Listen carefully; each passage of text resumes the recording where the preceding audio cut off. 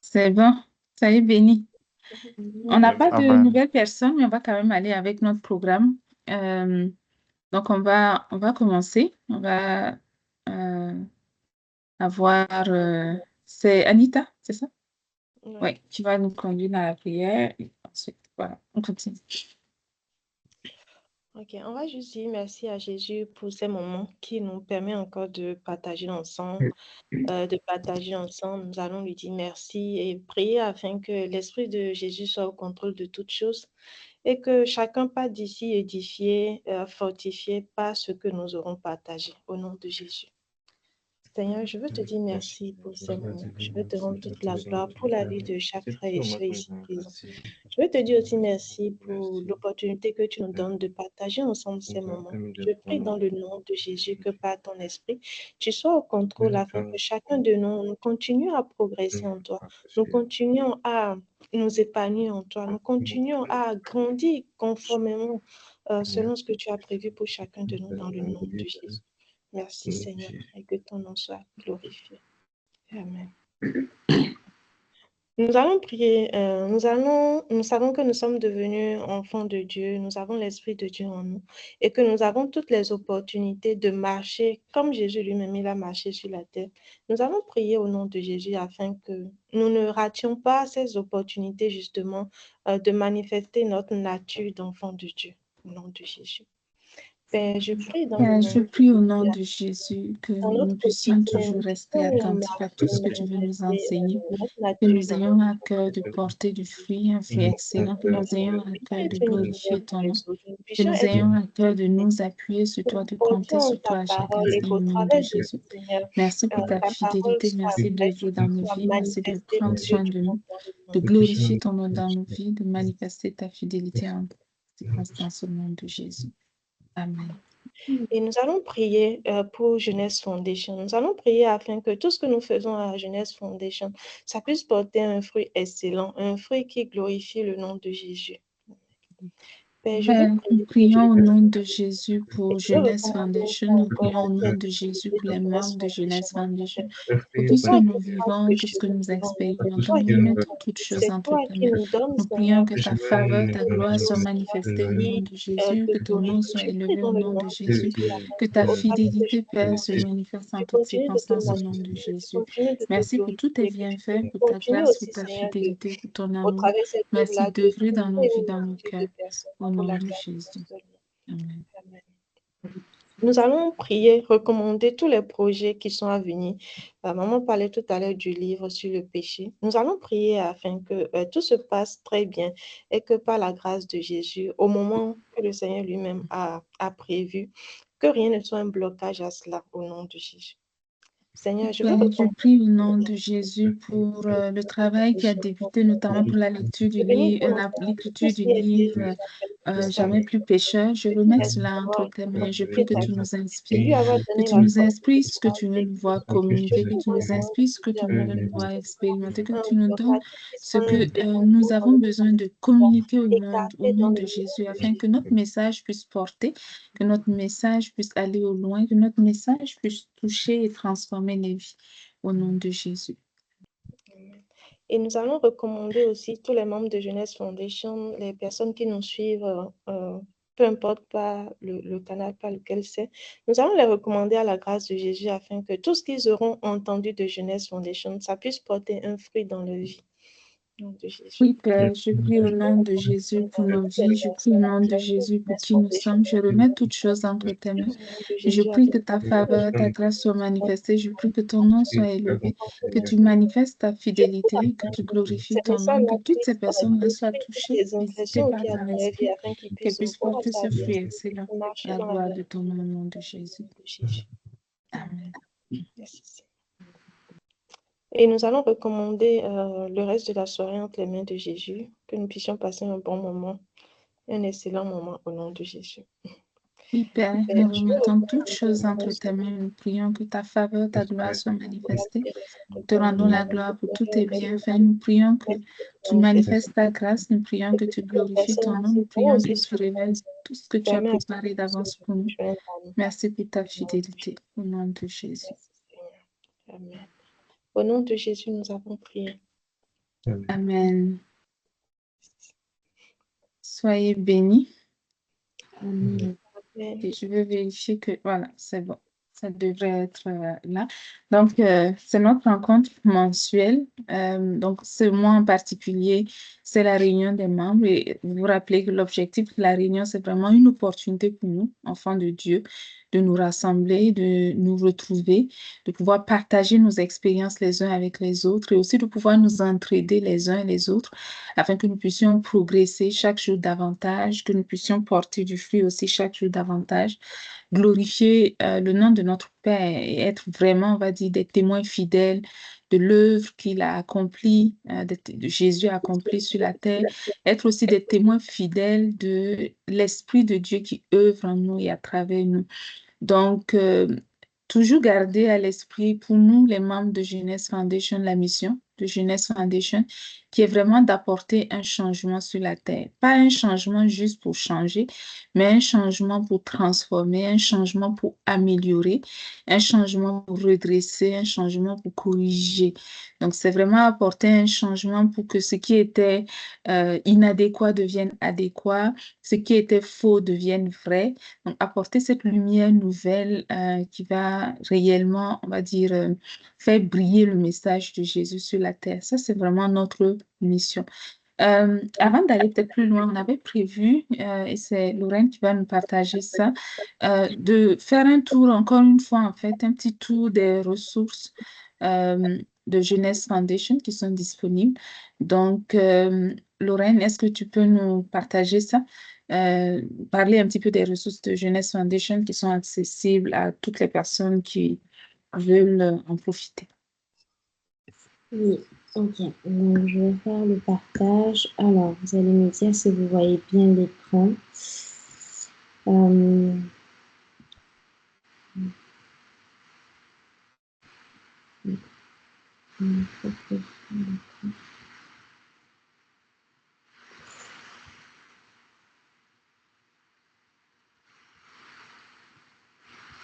Juste quelques minutes. Pardon.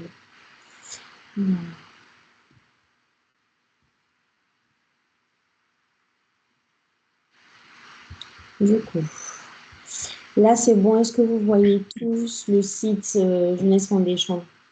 Oui, on voit bien ton Ok, parfait. Donc, message. avant de présenter le site, on va aller sur comment accéder. Donc, sur votre navigateur, il faut simplement taper Fondation. Donc, je vais bien, vu que moi, je l'ouvre régulièrement, il me propose déjà, mais sinon, vous tapez Fondation jeunesse.org, tout attaché. Et dès que vous lancez, vous arrivez en fait sur le site internet de Jeunesse Foundation. Donc, je vais focus ma présentation aujourd'hui sur le site internet parce qu'en fait, sur le site, vous retrouvez toutes nos ressources. Donc là, nous sommes arrivés sur le site internet et vous avez par exemple une section qui vous permet, qui vous permet d'apprendre davantage sur Jeunesse Foundation. Donc notre histoire, notre mission, de comprendre un peu comment financièrement on s'organise ou de nous contacter. Vous avez ensuite une autre catégorie novembre qui vous permet d'apprendre davantage sur la catégorie de membres et sympathisants, sympathisants à Jeunesse Foundation, qu'est-ce qu'être membre actif et qu'est-ce qu'être responsable régionaux à Jeunesse Foundation. Vous avez une autre catégorie qui vous présente aussi voilà, ce que nous faisons au quotidien, qui nous présente nos activités, donc le club de lecture, nos réunions, nos assemblées générales et nos articles. Et enfin, quand vous cliquez sur les trois petits points, vous avez nos événements et vous pouvez aussi accéder à la radio. Donc déjà ici, vous avez énormément de ressources et vous pouvez les utiliser pour pouvoir un peu mieux comprendre Jeunesse Foundation ou pour connaître nos activités. En descendant, vous avez aussi des propositions d'activités de ressources. Donc nos convictions, vous avez des articles qui présentent nos convictions. Vous avez une section qui vous présente un peu notre librairie. Donc, ici, on met en avant le livre Comment Dieu parle, qui est déjà disponible. Donc, si vous voulez demander une copie ou mieux comprendre ce que vous pouvez retrouver dans le livre Comment Dieu parle, vous pouvez simplement cliquer dans cette section pour avoir plus de détails.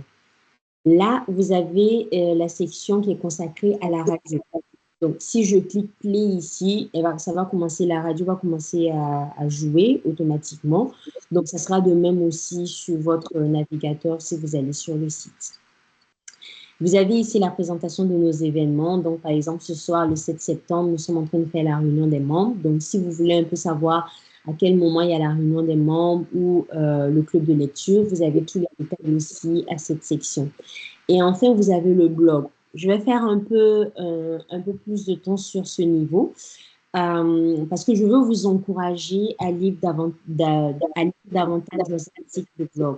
Donc, nous publions régulièrement des articles pour vous aider, par exemple, à mieux comprendre les convictions de Jeunesse Foundation ou pour vous présenter, par exemple, un livre de la Bible. Donc, par exemple, le dernier article que nous avons, c'est sur la lettre aux Colossiens.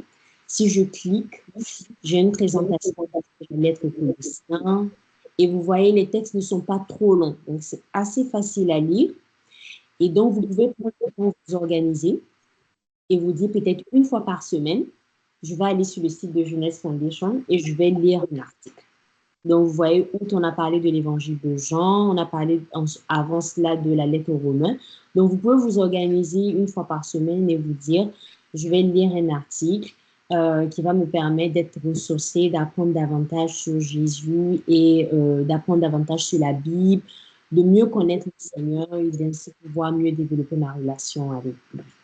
Donc, voilà un peu ce que je voulais vous présenter. Donc, gardez en tête, on a différentes ressources, mais sur le site, vous avez accès à toutes nos ressources. Donc, si vous avez oublié peut-être le nom de notre chaîne Facebook, de notre page Facebook ou de notre compte Instagram ou YouTube, vous avez juste en haut ici, si vous voyez mon curseur, vous avez juste là des liens qui vous dirigent directement sur Facebook, sur Instagram, sur YouTube.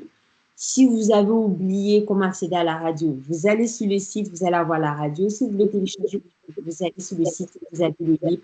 Vous avez accès à toutes les ressources de Jeunesse Foundation à l'adresse fondationjeunesse.org. Donc, je vous encourage à garder l'adresse en tête et à lire régulièrement nos articles. Donc, prochainement, on pourra aussi partager, si on a lu un article, chacun pourra partager un article qu'il a lu. Et voilà. Voilà ce que je voulais vous présenter. Soyez bénis en Jésus. Amen. Merci beaucoup pour la présentation. Donc, aujourd'hui, pour la réunion des membres, on a un programme un peu particulier et on va regarder ensemble, juste un instant, je vais mettre voilà, comme ça.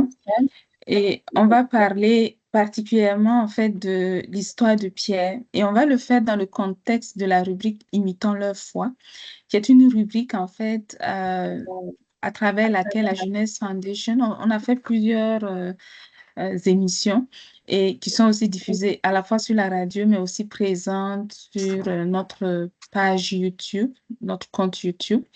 Et donc, l'idée de cette rubrique, c'est de présenter des personnages qui sont dans la Bible, des personnes dont on parle dans la Bible qui, à un moment donné de leur histoire, ont vécu quelque chose de particulier, d'exceptionnel. Donc, on va regarder leur histoire, on va raconter l'histoire, en fait, de ce qui s'est passé et comment est-ce que ces personnes ont géré cette situation, comment est-ce qu'elles ont remporté une victoire, comment est-ce qu'elles ont fait preuve de foi, une foi qui peut nous encourager aujourd'hui, une foi que nous pouvons imiter aujourd'hui pour pouvoir remporter nos propres victoires, faire face à nos propres défis et vivre nos propres expériences. Donc, c'est un peu ça l'objectif de la rubrique. Voilà. C'est un petit peu ça l'objectif de la rubrique. Et donc, dans ce cadre, on va faire un petit exercice ensemble cette semaine et on va regarder ensemble, en fait, l'histoire de Pierre. Pour le cas de Pierre, on ne va pas se contenter de regarder un seul élément de sa vie. Là, on va regarder toute l'histoire de sa vie ensemble et on va ensemble essayer de tirer des enseignements de ce que cette personne a vécu dans le passé, tirer aussi des éléments qui peuvent nous motiver aujourd'hui, alors que nous cheminons, nous, que nous voulons faire preuve de foi vis-à-vis de Dieu. Donc, Pierre, c'était qui? qu'on clarifie parce que vous avez peut-être l'impression qu'il y a plusieurs personnes dans la Bible là, qui pourraient être appelées Simon ou Pierre. Mais donc, on va se concentrer sur celui qui est le disciple de Jésus, donc l'apôtre de Jésus plus spécifiquement, parce que tous les disciples n'étaient pas des apôtres, mais tous les apôtres ont été des disciples, euh, à quelques exceptions près. Mais donc, on va se concentrer sur Pierre qui était l'apôtre de Jésus. Donc, on situe déjà le contexte dans Matthieu au chapitre 10, le passage que j'ai présenté ici, qui est entre les versets 2 et 4. On nous présente en fait la liste des 12 que Jésus avait choisis comme apôtres. Donc, parmi tous les disciples qu'il a eus, il en a choisi 12. Et parmi les 12, il y en avait un qui s'appelait à l'origine Simon et dont le nom a été ensuite changé en Pierre. Dans la Bible, on utilise aussi le nom Céphas. Le nom Céphas signifie Pierre. Donc, c'est cette personne-là qui va nous intéresser aujourd'hui. C'est de cette personne-là que l'on va parler euh, de manière un peu plus, de manière un peu plus spécifique. Donc, comment on va le faire? Comme je l'ai dit, on va commencer par raconter un petit peu son histoire. On va mettre en fait le focus sur les éléments les plus importants de son parcours. On va les regarder ensemble et à la fin, on va avoir un échange tous ensemble. On va essayer de partager comment est-ce que nous percevons, comment nous avons saisi, comment nous avons compris l'histoire de la vie de cette personne et quel type de leçons nous pouvons tirer à partir de là. Donc, vous pouvez activer vos microphones parce que ça va être quand même assez interactif. Je vais vous poser plusieurs questions et on va essayer de répondre ensemble. La première question que je vais vouloir vous poser, c'est les origines de Pierre. Selon vous, est-ce que quelqu'un connaît les origines de Pierre et voudrait nous partager ce qu'il sait?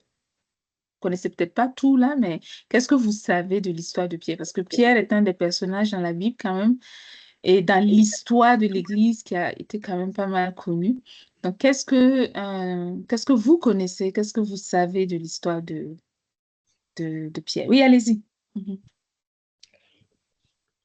Moi, je sais que Pierre, c'est un juif déjà. OK, oui, effectivement, c'était un juif, absolument. Qu'il est aussi un pécheur.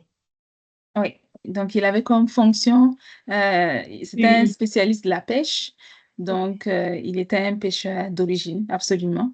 Quoi d'autre? Qu'est-ce que vous savez encore de la vie de Pierre? Il était Je marié. sais. Oui, OK, oui, il était marié. Ça, c'était un autre élément aussi qui était absolument à son sujet. Oui, donc voici quelques éléments que j'ai soulignés pour vous. Donc, effectivement, Pierre avait il était pêcheur de fonction. Donc, ça, on le retrouve. Des exemples, hein. Sachez qu'il y a plusieurs passages de la Bible qui racontent les mêmes histoires. Donc, j'ai juste choisi un parmi plusieurs options pour vous illustrer ça. Donc, il était dans une famille de pêcheurs. André était son frère. Son métier, c'était pêcheur. Pêcheur comme quelqu'un qui pratique la pêche. Un autre élément aussi, c'est qu'on sait qu'il était originaire normalement de la ville de Bethsaïda. Donc, c'est la ville d'où il venait, donc ses origines, un peu comme dans notre tradition, dans nos habitudes, chez nous, on va dire c'est notre village, ok, d'où on vient. Et un autre élément qui est très important, c'est que on sait effectivement qu'il avait une famille. On nous parle dans la Bible de la belle-mère. Donc, on sait qu'il a été marié et la belle-mère a expérimenté un miracle de Jésus qui nous est présenté par exemple dans Marc au chapitre 1. Donc, ça, ce sont des éléments que l'on connaît de Pierre. Donc, c'était, on va dire, un individu plutôt simple, personne simple en Israël. Pêcheur, origine modeste, relativement, Il a avec la une famille. capacité de mentir. Non, mais là, je parle de ses origines. Ah, Je parle avait de ses origines. Comment? Il avait un frère. Oui, absolument. Il avait son frère qui s'appelait André. Et ça, c'est très bien que tu le dises, parce que ça va m'amener à développer encore quelque chose. Comment est-ce que Pierre a rencontré Jésus? C'est l'histoire qui est ici présentée dans Jean au chapitre 1. Donc, on raconte, en fait, Pierre a connu Jésus par l'intermédiaire de son frère qui s'appelait André. Donc, les premières personnes qui ont rencontré Jésus, en fait, c'était André.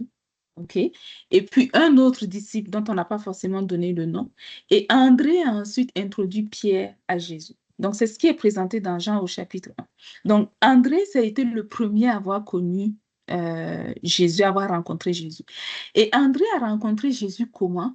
André a rencontré Jésus parce que André et l'autre disciple en question étaient des disciples de Jean-Baptiste.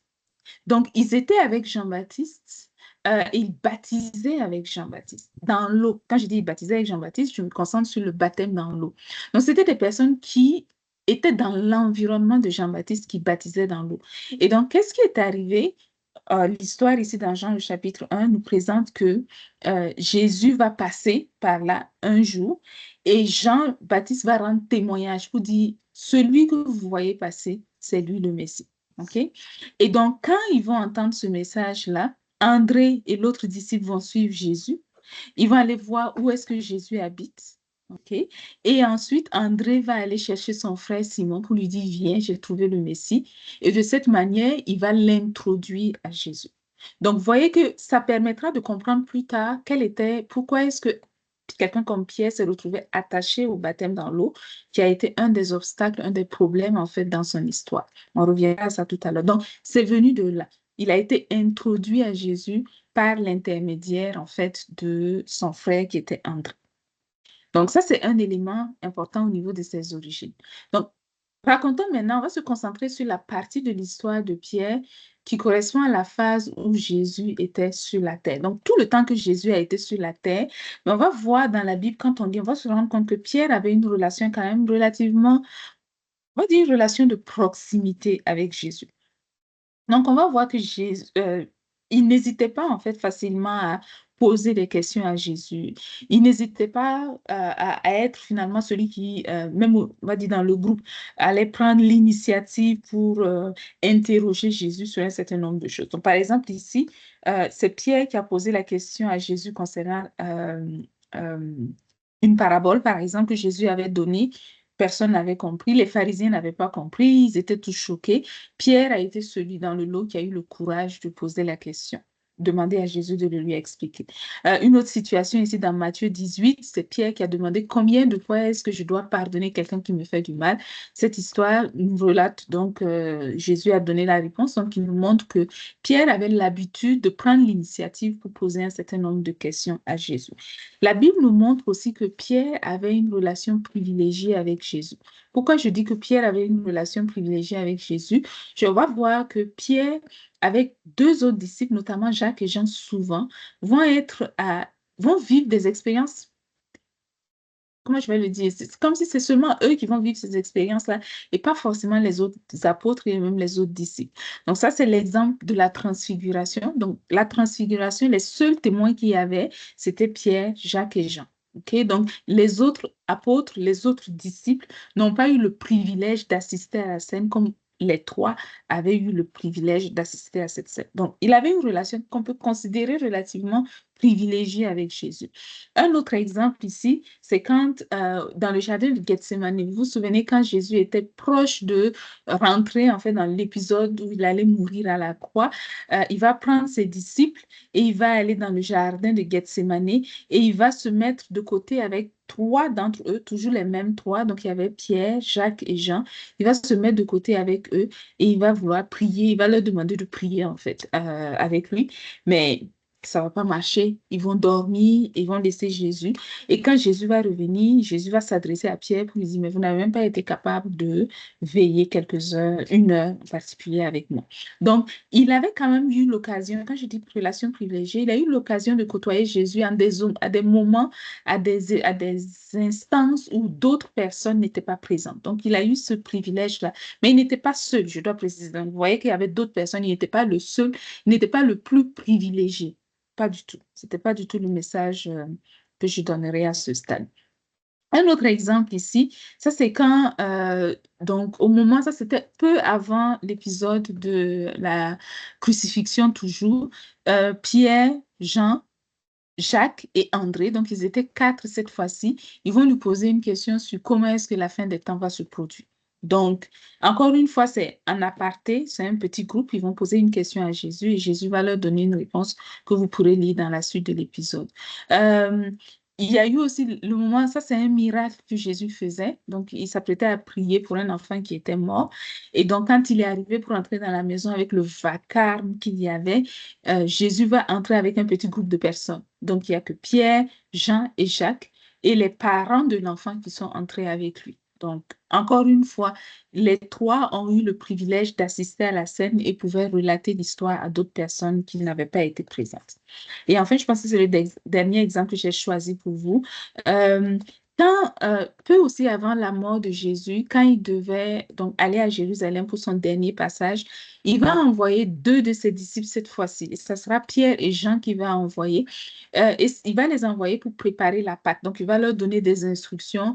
Il va leur dire justement d'aller chercher un lieu à apprêter pour pouvoir aménager ou préparer les éléments de la Pâque juive qui étaient requis pour que la fête puisse être célébrée. Donc, vous le voyez, il a joué quand même des rôles importants. Il a été présent à côté de Jésus régulièrement. Il a vu des choses que beaucoup d'autres disciples, même apôtres, n'ont pas vues. Il a, on va dire, exécuté des missions que Jésus lui avait confiées à certaines occasions. Il n'était pas seul. Il a vu des miracles que Jésus a opérés de près comparativement à d'autres. Donc, il avait quand même, on va dire, une relation, ce privilège, ce contact avec Dieu qui était très significatif. Mais tout n'était pas si rose et tout n'était pas si beau avec Pierre. Il y a eu quelques oppositions. Donc, il y a eu des événements dans la Bible qui sont présentés où on le voit s'opposer à Jésus de manière très nette, directement comme indirectement. Donc, deux exemples que j'ai choisis pour vous. Le premier exemple, c'est quand Jésus a annoncé qu'il allait mourir à la croix. Donc, quand il a annoncé ça, on montre que Pierre va le prendre à part pour commencer à lui faire des reproches. Et là, Jésus va se retourner, il va dire, arrière de moi, Satan. Donc, il n'a pas permis que le diable puisse, à travers les raisonnements des hommes, à travers la façon de réfléchir de Pierre, que le diable puisse lui donner le message que le fait de passer par la croix pourrait être mauvais. Alors que Jésus savait très bien que le passage à la croix était nécessaire pour pouvoir sauver l'humanité tout entière. Donc ça, c'est un élément où on va voir Pierre en train de jouer un rôle, qu'il le veuille ou non, qui était négatif. Et le deuxième élément que j'ai choisi pour vous, c'est quand Jésus était prêt, toujours au moment de la croix, quand il s'apprêtait à entrer dans son processus là vers la mort, l'épisode des pieds que Jésus a lavé, les pieds des disciples qu'il a lavés. Donc, quand il est arrivé à Pierre, Pierre a dit non, jamais, tu ne me laveras jamais les pieds. OK? Donc, il n'avait pas aussi, à quelque part, on va voir que il y a eu des moments où il a osé s'opposer, on va dire, pas juste en aparté, ils sont comme deux seulement. Le premier épisode que je vous ai donné, la première histoire, ils étaient comme seulement deux. Mais dans la deuxième histoire, c'était au milieu des disciples. Il a clairement dit, oh non, jamais. Pas forcément avec une intention de négative, du genre, je veux m'opposer, mais c'est une manière de dire, en tout cas, il se démarquait. Il se faisait sentir, il se faisait remarquer dans le groupe. Il manifestait en tout cas une particularité qui était visible de tous ceux qui étaient autour de lui. Maintenant, avec Pierre, il y a eu quelques déclarations qui ont aussi été mémorables, des éléments qu'il faut retenir, que certains ont retenu, pas forcément de la bonne manière. La première déclaration mémorable, c'est quand il a affirmé à Jésus qu'il ne le trahirait jamais. Et c'était vraiment quelque chose d'exceptionnel parce qu'il dit, même si tout le monde tombe, moi, je ne tomberai jamais. C'est comme s'il disait, même si tous les disciples te trahissent, moi, je ne te trahirai jamais. Alors que c'est une manière vraiment pour lui de se mettre à part de toutes les autres personnes qui étaient autour de Jésus. Et vous connaissez l'histoire, il sera celui qui va renier Jésus 3 fois. Donc, il ne va pas le faire juste une fois, là, il va le faire 3 fois. Donc, ça n'a pas marché ce qu'il avait déclaré, comment il le pensait. L'autre point aussi, ça c'est une autre déclaration qui est très importante, c'est que dans certaines églises, on répète beaucoup, là, ça c'est quand il y a eu donc, on va dire, Jésus a fait une déclaration, ça concernait en fait le fait de manger sa chair, de boire son sang. Quand Jésus a déclaré ça la première fois, les gens ont été choqués, beaucoup ont été choqués. Et à cause de ça, la Bible dit que plusieurs disciples vont décider d'abandonner Jésus, vont décider de le quitter. pour pouvoir, voilà, ils ont trouvé que le message était totalement scandaleux. Et donc, Jésus va demander à ceux qui étaient restés, mais vous ne voulez pas partir comme les autres qui sont partis? Et dans le groupe, on va voir Pierre qui va répondre, qui va dire, Seigneur, à qui irions-nous? Tu as les paroles de la vie éternelle. Donc, il y a des moments sensibles comme ça où il a fait des déclarations qui ont touché. Des déclarations qui, encore aujourd'hui, quand on lit les passages, ça peut nous toucher, ça peut nous impressionner. On peut se dire, waouh, j'aurais aimé pouvoir dire aussi la même chose. Et je veux que ce qu'il a dit, ça soit aussi l'exemple de ma vie. Donc, il y a des éléments comme ça qui se sont très bien passés, qui ont été très encourageants et qui font que, à quelque part, quand on lit la Bible, l'histoire de Pierre, on voit vraiment Pierre comme un personnage exceptionnel. On voit vraiment Pierre comme quelqu'un d'extraordinaire. OK? Euh, mais en même temps qu'il a vécu des expériences, il y a eu des moments où il a été courageux, des moments où il a été fort, il a fait ses déclarations, Seigneur, à qui irions-nous? Il n'y a que toi qui as les paroles de la vie éternelle. Ou alors quand il a dit, je ne vais jamais te trahir, même quand tout le monde te trahira, moi, je ne te trahirai jamais. Mais il y a en même temps aussi, il y a eu des expériences qui ont été marquées par la peur. Parce que Pierre a été quelqu'un qui a été souvent influencé par la peur. Et vous allez remarquer, quand vous allez regarder toutes ces actions qui ont précédé, beaucoup des actions tout ce que je vous ai présenté, souvent, vous allez voir que les actions, il n'était pas seul, il était avec Jacques, Jean, ça lui donnait du courage indirectement. Donc, quand il était souvent seul face à certaines situations, la peur se manifestait avec Pierre. Un exemple ici, c'est l'épisode de Marcher sur l'eau. Où, donc, quand il a eu le courage de dire, oui, je veux marcher sur l'eau comme toi, Jésus, que Jésus lui a dit, mais viens.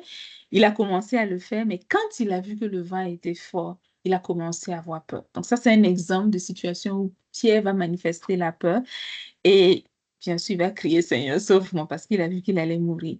Un autre élément où Pierre va, une autre histoire, en fait, parmi toutes celles qui sont dans la Bible, où Pierre va manifester la peur, c'est au sujet de l'impôt, où on va donc, je vous ai dit ça tout à l'heure, que Pierre était originaire de Bethsaïda, mais il avait sa maison, quand on parle de sa belle-mère, sa maison était à Capernaum.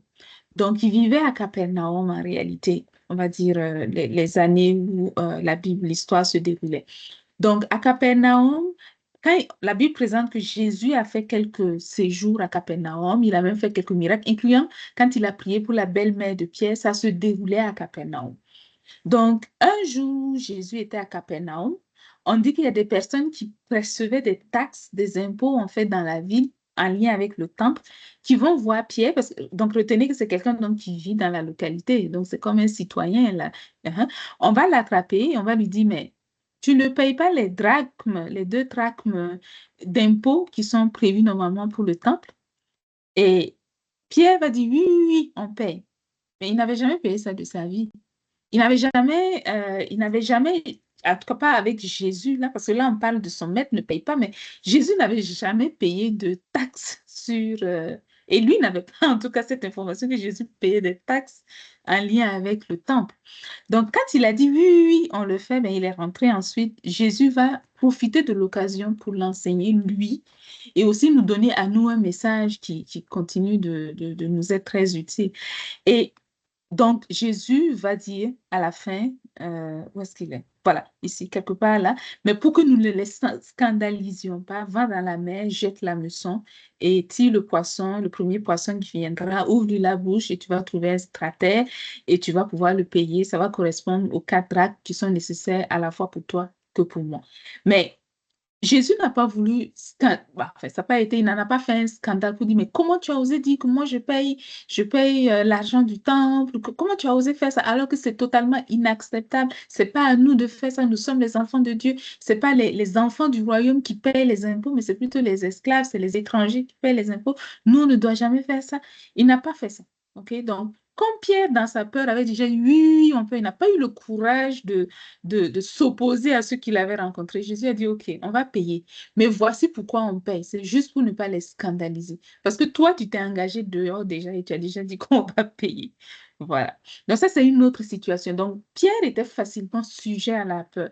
Donc, quand il y avait une situation qui se dressait, la peur pouvait se manifester. Et cette peur-là l'amenait à poser des actions parfois guidées par la peur. Et ça, c'est un élément qu'il faut garder à l'esprit pour comprendre aussi parfois certaines choses qui sont arrivées à son sujet. Et peut-être maintenant, une des dernières choses avant de conclure cette partie, c'est que Pierre a aussi connu des actions qui sont très charnelles. Par exemple, au moment de l'arrestation de Jésus, on va voir qu'il va sortir une épée. Ça, c'est l'histoire qui est présentée dans Jean au chapitre 10. Et il va vouloir frapper le serviteur du souverain sacrificateur. Et Jésus va lui dire, non, non, non, non, non, ce combat-là, on ne va pas le livrer par la chair. Ce combat-là, on va le livrer par l'esprit. Et donc, Jésus va lui dire, non. Remets ton épée à sa place. Je ne te permets pas de t'engager sur ce chemin-là pour essayer de me défendre. Ok? Donc, ça, c'est, on va dire, les éléments qui concernent la vie de Pierre. Euh, oui, deux derniers points avant de conclure cette partie, c'est que Pierre a connu des moments uniques avec Jésus, des moments où il était, on va dire, comme seul à seul avec Jésus. Ça, par exemple, cette histoire que j'ai choisie, c'est une histoire après la résurrection de Jésus. Donc, quand Jésus est ressuscité, vous vous rappelez que Pierre, on connaît l'histoire très bien, il a renié Jésus déjà 3 fois. C'était déjà un scandale. Donc, quand Jésus va le rencontrer après être ressuscité, et donc Jésus va en fait avoir une conversation avec lui. Une conversation en fait où il va à nouveau lui donner comme de l'assurance, lui montrer qu'il peut encore jouer un rôle, pas seulement... donc, on va dire, il peut jouer un rôle pour l'œuvre, en fait, de Dieu. Il peut jouer un rôle pour le bien-être de ses frères, de toute la création, de toute l'humanité. Et qu'il ne devait pas hésiter, en fait, à entreprendre cela. Il ne devait pas hésiter à se donner, justement, en lien avec cette mission. Et ce qui est amusant dans cette histoire, en fait, ce qui m'a beaucoup fait, ça me fait sourire chaque fois que je lis l'histoire, c'est quand Jésus parle avec Pierre, ok, et Jésus lui dit, ben voici ce que j'attends de toi, voici, mais ne te décourage pas, même si tu m'as régné, là, faut pas voir que je t'ai abandonné, je t'en veux à mort et tout. Non, non, non, non, non. La vie continue, je suis là. C'était une étape par laquelle je devais passer, c'est fini. Toi, tu es là, tu es en forme. Tu peux reprendre encore les choses en main et tu peux jouer un rôle. Tu peux partager le message à des personnes autour de toi. Tu peux faire du bien autour de toi. Tu peux aller de l'avant. Donc, Jésus l'encourage comme ça, et lui, il se tourne, il se dit, mais OK, pour moi, c'est bon. Maintenant, pour celui qui est là, qu'est-ce qui va se passer? Donc, quand Jésus parle avec lui, son focus, c'est aussi de se demander, mais qu'est-ce qui va se passer pour l'autre personne qui est à côté de moi? Un peu comme, euh, c'est un peu, je dirais, comme un petit manque de focus, en fait. Mais Jésus va le redresser à ce niveau-là pour lui dire, ce qui te concerne, toi, c'est vraiment de te concentrer sur toi, sur l'œuvre que tu dois accomplir. Et ça s'applique aussi à nous, hein. Ce qui nous concerne, nous, c'est de nous concentrer sur ce que Dieu attend de nous personnellement, OK? Une autre mission que nous sommes appelés à réaliser sur la terre. C'est ça qui est vraiment le plus important. Et c'est sur ça qu'on doit pouvoir se concentrer. Maintenant, l'élément le plus controversé, en fait, avec Jésus, c'est cette phrase qui a été reprise beaucoup au niveau de l'Église catholique et qui a été utilisée pour justifier pourquoi est-ce que Pierre est le fondement de l'Église. Et ça, c'est une erreur qui est rentrée, ça n'a même pas de logique, en fait, ça ne fait même pas de sens parce que ça fait seulement du sens, on va dire, du sens en français, parce que même dans d'autres langues, ce n'est même pas comme ça que c'est écrit. Mais on a considéré, l'histoire de l'Église catholique considère que Pierre est le pilier de l'Église. Et pourquoi Pierre est le pilier de l'Église? On s'appuie sur ce passage que j'ai mis ici dans Matthieu au chapitre 16, les versets 13 à 18, où Jésus, voilà, quelque part ici. On peut même se permettre de lire ce passage-là parce il est important et il est un objet, Jé- oui. Jésus, arrivé sur le territoire de Césarée de Philippe, posa cette question à ses disciples. Au dit des gens, qui suis-je, moi le Fils de l'homme? Il répondit, les uns disent Jean-Baptiste, d'autres Élie, d'autres Jérémie ou l'un des prophètes. Mais vous, leur dit-il, que dites-vous que je suis? Simon-Pierre répondit, tu es le Christ, le Fils du Dieu vivant. Jésus prit la parole et lui dit, tu es heureux, Simon, fils de Jonas, car ce ne sont pas ta chair et le sang qui t'ont révélé cela, mais mon Père qui est dans les cieux. Mais mon Père qui est dans les cieux. Et moi, je te dis que sur cette que tu es pierre et que sur cette pierre, je bâtirai mon église et que les portes du séjour des morts ne prévaudront pas contre elle. Amen. Donc, c'est exactement ça. Ça, c'est l'histoire, comment ça s'est produit. Et donc, c'est le fondement, en fait, sur lequel l'Église catholique s'appuie pour dire qu'en fait, Pierre est la pierre de l'Église. OK? Donc, on considère que c'est le premier pape par excellence. Et c'est donc sur le message, donc, il faut toujours une pierre sur laquelle l'Église doit être bâtie. Donc, le pape, sa mission, c'est justement d'être cette pierre angulaire qui soutient l'Église et qui permet à l'Église de prospérer. Mais en réalité, donc juste attirer votre attention, deux informations qui sont sorties ici. Donc ici, on nous précise que Simon Pierre, le nom de son père, c'était Jonas. On ne connaît pas l'histoire de ce Jonas-là dans la Bible. Donc c'est juste une information générale. On sait que c'était des pêcheurs, c'était une famille de pêcheurs. Donc ça, c'est un élément secondaire. Mais l'élément le plus important, c'est que, ben, en fait, la pierre sur laquelle on bâtit l'église, ce n'est pas une pierre avec un grand P pour parler d'un individu, mais on parle d'une pierre comme un caillou. Et la raison pour laquelle c'est vraiment un caillou ici, je dis c'est un caillou là, j'ai juste sorti ici la version en anglais. Et vous allez voir qu'en anglais, Pierre comme prénom et Pierre comme caillou, ça ne s'écrit pas de la même manière, ça ne se dit pas de la même manière. On voit clairement que on fait la différence entre Peter, qui est le nom de Pierre, et Rock, qui est le sens de caillou. OK? Donc, clairement ici, le message, ce que Jésus a dit, c'est pas que Pierre, en tant qu'individu, c'était sur lui, l'individu, que l'Église allait être bâtie. C'était lui qui allait être le siège de l'Église. C'est lui qui allait lancer ou faire quelque chose. Là, non, pas du tout. Mais c'était pour dire que, il y aurait un fondement sur lequel l'Église serait bâtie. Et cette église-là, c'était que Jésus ici est le Christ, le Fils du Dieu vivant. C'est ce message-là, en fait, qui est celui qui, on va dire, soutient l'église, qui est celui qui est le fondement, en fait, de l'église de Jésus.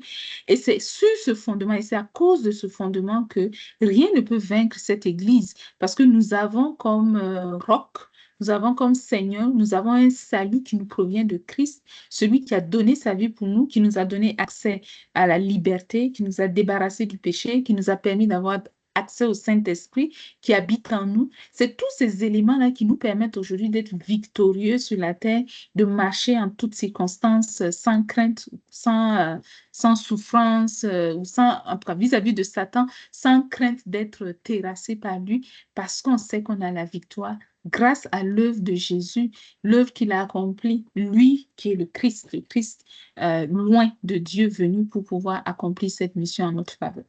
Donc, ça, c'est un élément, c'est vrai que c'est arrivé avec Pierre, mais ça ne dit pas que Pierre est le fondement de l'Église, ce n'est pas du tout ce que le message dit, mais ça dit qu'il y a effectivement un fondement, un roc. Ce roc-là, c'est le message que Christ est le Fils du Dieu vivant, celui qui a ouvert la porte pour que nous puissions avoir accès au salut et qui nous a donné accès à toutes les autres ressources qui vont avec. Et Pierre, il a eu le privilège en cette occasion de reconnaître cette vérité. C'est juste ça qui est vraiment important. Donc ça, tous ces éléments-là, c'est vraiment ce qui est arrivé avant la mort de Jésus. Donc avant la mort de Jésus, en résumé, Pierre était un disciple qui était très actif quand même dans la communauté. C'était un disciple qui avait une relation, on va dire, relativement proche avec Jésus. C'était un disciple qui a vécu beaucoup de grandes expériences avec Jésus. Il a fait des déclarations fortes. Il a eu des actions charnelles, ok? Mais en même temps, il a été aussi celui qui a eu une révélation de Dieu. Il a compris certaines choses au sujet de Jésus et il avait eu le privilège de les manifester. Donc, il a eu le privilège de marcher sur l'eau. Il a eu le privilège de faire cette déclaration ici que Jésus était le Christ, le Fils du Dieu vivant. Tous ces éléments-là, il avait eu le courage de les expérimenter, de les vivre, de témoigner de cela. Et c'était un élément très, très positif. Mais tout n'était pas parfait dans l'histoire de Pierre et clairement, Pierre n'était pas appelé à devenir le fondement de l'Église comme certains le disent. Maintenant, qu'est-ce qui s'est passé après la mort de Jésus et sa résurrection? D'abord, on va voir que Pierre va devenir comme un leader naturel. Et je vais vous expliquer ce que je veux dire par là. C'est comme si, naturellement, les gens ont commencé à le suivre un peu. OK? Pour différentes raisons. Il y en a qui disent que c'est parce qu'il était le plus âgé du groupe. Je ne vais pas rentrer forcément dans cette polémique, mais je vais commencer par dire qu'il est devenu comme un leader naturel. Les gens le suivaient. Jean au chapitre 21, versets 2 à 3, nous montre que quand Pierre a eu envie d'aller faire de la pêche, les autres l'ont suivi. Des gens l'ont suivi qui n'avaient jamais fait de la pêche de leur vie, qui sont allés faire de la pêche. OK? Donc, ça, c'est dans Jean au chapitre 21, versets 2 à 3. Il va aller faire de la pêche.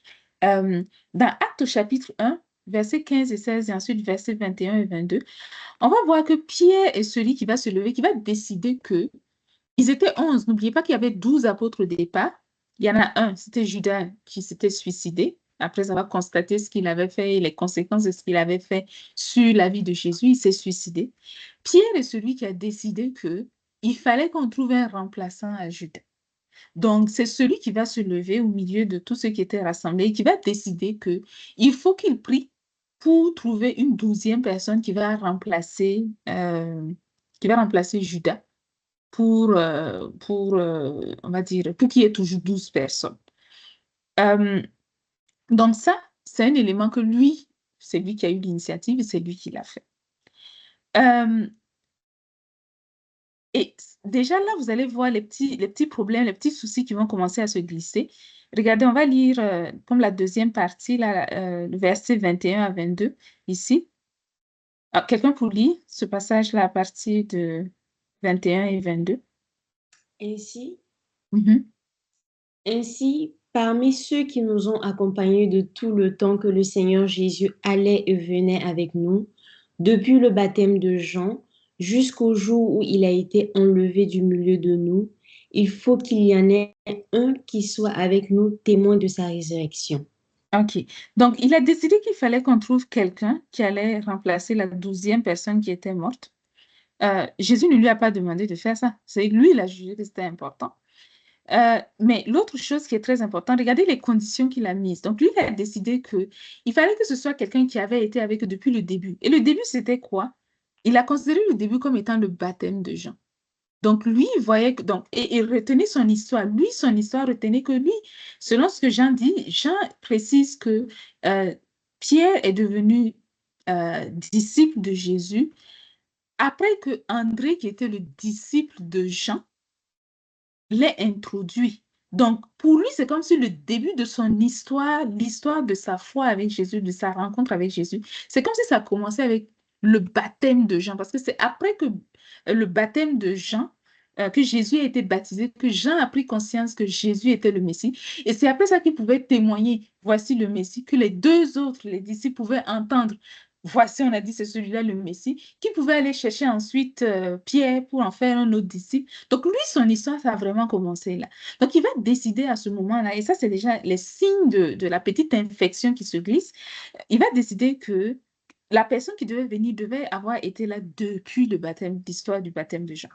Ils vont choisir deux personnes, étonnamment, mais pas étonnamment. Vous allez voir que les deux personnes qui ont été choisies, donc ils ont tiré au sort, il y en a un qui a été retenu.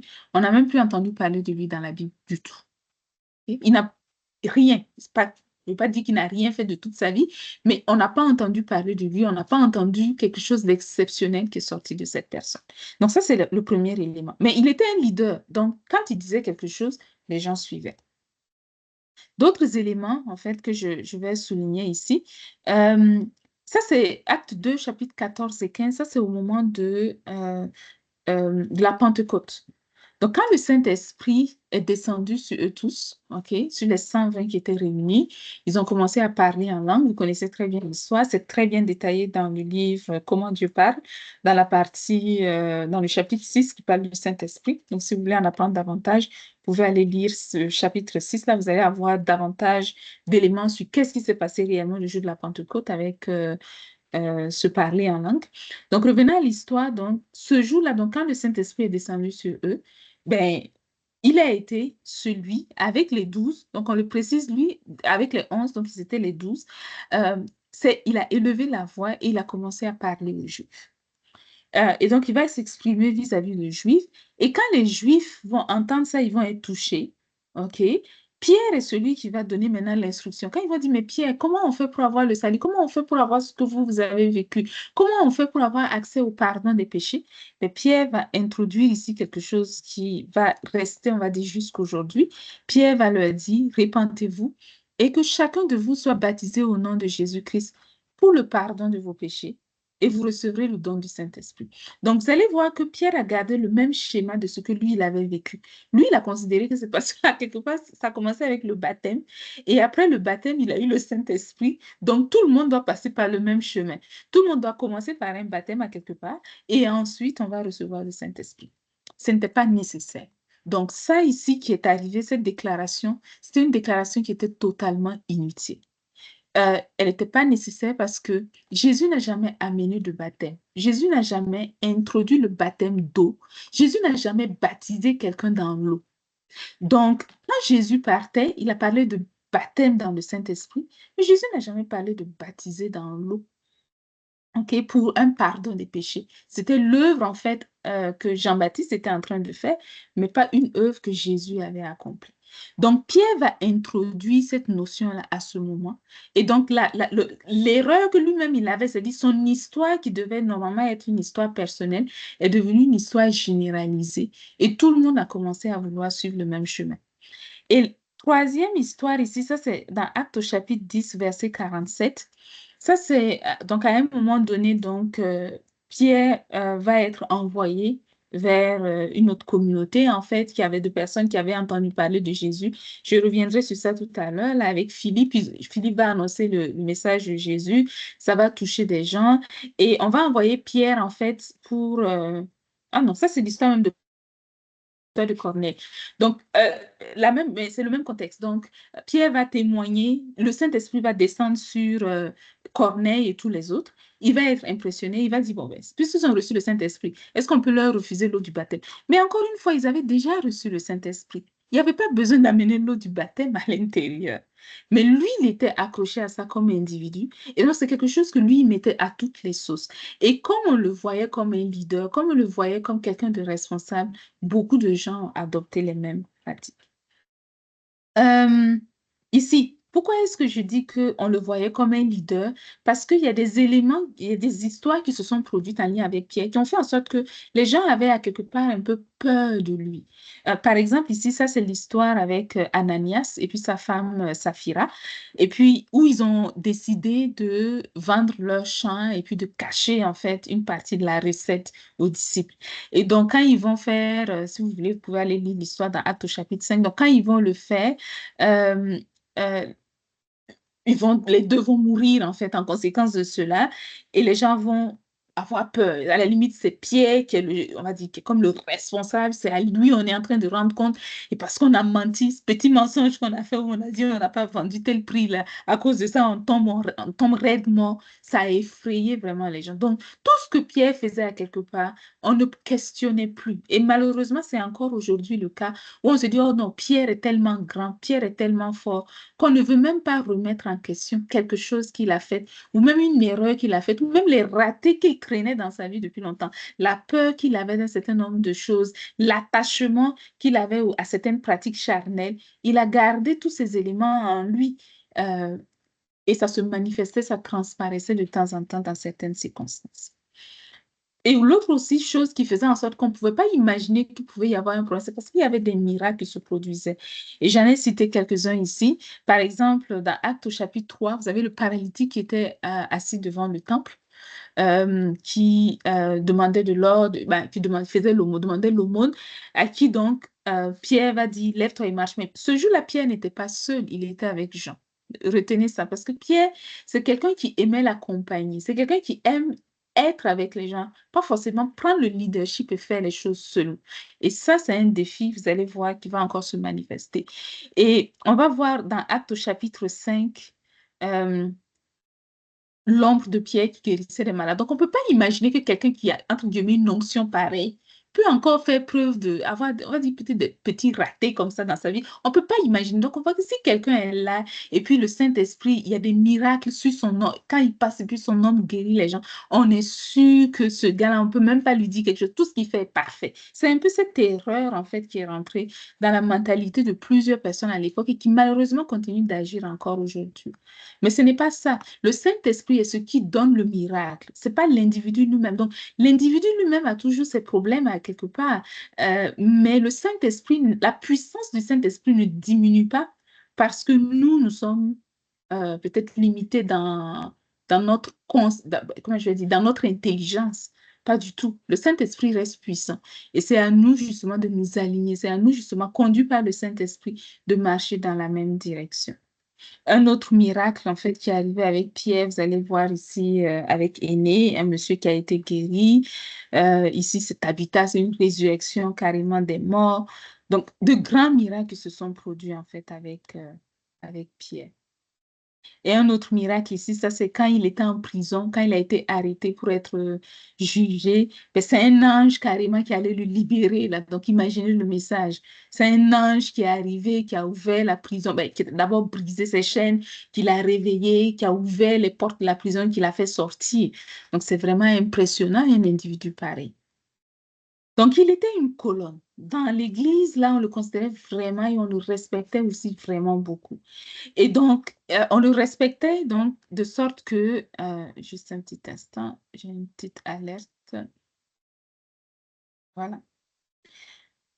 OK. Donc, on le respectait tellement que, ici, quand il y a eu, voilà, Philippe, qui était c'est un disciple, c'est pas un apôtre, mais c'est un disciple. C'est pas Philippe le disciple, juste comment je dis ça? C'est pas un apôtre, c'est un disciple. Donc, c'est un disciple de Jésus qui allait en Samarie, qui a annoncé le message de l'Évangile. Parce que les Samaritains, les Juifs ne s'entendaient pas beaucoup. Quand les Juifs ont entendu que l'Esprit de Dieu est en train de faire des choses intéressantes en Samarie, ils se sont dit, est-ce que c'est bon ça? Est-ce que c'est vrai ça? Donc, ils vont envoyer Pierre un peu comme enquêteur pour aller voir. Ici, c'était Pierre et Jean qui sont partis pour aller voir et confirmer que c'était vraiment authentique. Donc, on commençait à lui faire confiance pour faire un certain nombre de choses et tout ce qu'il disait, ça passait, c'était ce qu'on faisait. Mais tout n'était vraiment pas parfait. Malgré tout ce qui était en train de se passer là, il y a eu donc des événements, il y a eu des circonstances en fait où on a vu les ratés de Pierre quand même se manifester toujours. Dans Actes au chapitre 10, OK? Donc ça, c'est l'histoire que je vous ai présentée tout à l'heure où il a demandé, donc ici, je vais vous représenter le passage, celui-là ici. Acte 10, oups, comment j'ai fait ça? Voilà, celui-là, le dernier passage ici. Donc, il a donné le baptême ici à ceux qui avaient déjà reçu l'Esprit de Dieu. Je vous parlais de l'histoire de Corneille. Et puis ici, dans la même histoire, il va dire, je comprends que pour Dieu, il n'y a pas de considération de personne, mais en toute nation, celui qui le craint et qui pratique la justice est agréable.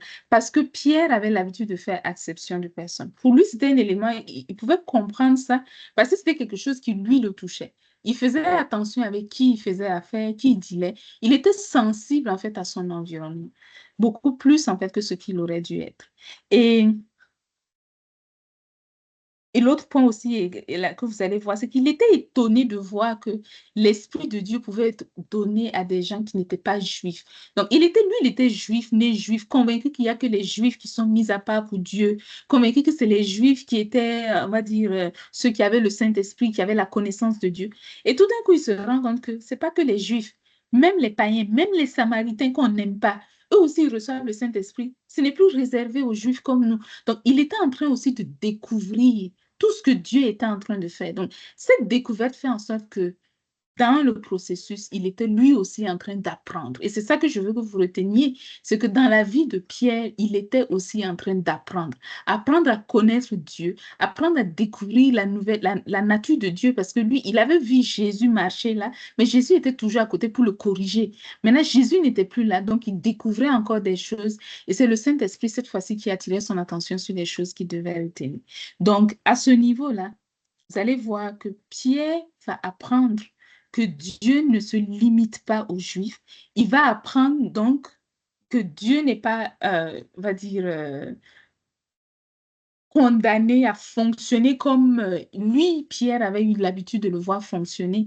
Mais cette leçon est arrivée un peu tard pour lui parce que ça n'a pas changé le fait que l'infection au niveau du baptême était déjà rentrée dans la génération en question. Et il avait toujours la même peur dont je vous avais parlé avant. Il avait toujours ça. Et ça, c'est l'histoire qui est arrivée avec Paul, où on va voir que Pierre, OK, quand il va dans une situation, on va le voir user de ruse, en fait, où il va fonctionner avec les païens, Donc, quand les Juifs sont pas là, il est à l'aise avec les païens, mais quand les Juifs viennent, il s'éloigne des païens parce qu'il veut pas que les Juifs le critiquent. Donc, il avait toujours une petite peur, il avait toujours cette considération de personne où il fait attention à qui, comment il agit, il veut pas que les gens parlent mal de lui, il veut pas que les gens disent des choses qui sont pas... Donc, il avait des craintes, en fait, avec lesquelles il a cheminé. Et donc, ces éléments-là, malheureusement, ont entaché à certains moments le message qu'il avait tenté de donner. Et sur ce point-là particulièrement, Paul va le corriger, va lui dire, non, Pierre, vu le rôle que tu as, vu la responsabilité que tu as, tu dois faire davantage attention à donner un message qui est authentique, faire davantage attention à donner un message qui est vrai. Parce que toi, tu ne peux pas croire une chose et dire aux gens de faire autre chose. Si tu crois que on est sauvé par Jésus, si tu crois que c'est le Saint-Esprit qui est donné à tout le monde, mais tu ne dois pas donner un message indirectement à une autre personne qui va lui donner l'impression que ce que tu crois n'est pas vraiment ce que tu crois. Donc, Paul euh, va le corriger sur ce point-là pour l'amener finalement à marcher avec vérité et à ne pas juste se laisser guider par la peur, ne pas juste se laisser manipuler par la peur ou paralyser par la peur. Donc, voici l'histoire de Pierre. L'histoire de Pierre avant Jésus, mais aussi l'histoire de Pierre après Jésus. Donc, ce qu'on va faire ensemble, je sais qu'il ne reste pas beaucoup de temps, mais on va déborder parce qu'on a commencé un petit peu en retard. Euh, La question que je vais vous poser, on va ouvrir les microphones, on va en parler, c'est qu'est-ce qu'on va retenir de la vie et de l'histoire de Pierre? Et je veux qu'on fasse ça, en fait, dans l'optique, dans la perspective, en fait, de Hébreux au chapitre 13, verset 7, qui nous dit, en fait, de nous souvenir de ceux qui nous ont précédés, de considérer l'histoire de leur vie, comment ils ont vécu, comment ils ont réussi certaines choses, comment ils ont raté aussi certaines choses. Et dans les éléments qui sont de la manifestation d'une foi, que l'on puisse imiter cette foi-là. Donc, ça, ce verset d'Hébreux 11 au chapitre 13, verset 7, c'est ce verset-là qui, en fait, est l'inspiration derrière la rubrique de Jeunesse Foundation, Imitons leur foi, que vous pouvez écouter à la fois à la radio, mais aussi en regardant ou en écoutant, en vous abonnant sur notre compte YouTube. Donc, en gardant Hébreux 13 Hébreux chapitre 13, verset 7 en perspective, qu'est-ce que vous retenez personnellement, chacun et chacune, de l'histoire de la vie de Pierre? Donc, on va faire une petite pause à ce niveau et puis je vais écouter ce que chacune retient de l'histoire de Pierre.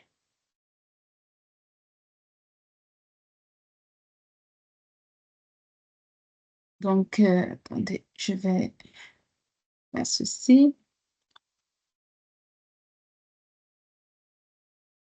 D'abord, OK. D'abord, qu'est-ce qui vous marque de sa vie? Qu'est-ce qui vous impressionne de sa vie? Qu'est-ce que vous trouvez excellent de sa vie? Qu'est-ce que vous trouvez problématique de sa vie? Qu'est-ce que vous retenez de tout ça? C'est-à-dire, si vous voulez analyser maintenant la vie de Pierre, qu'est-ce que vous retenez?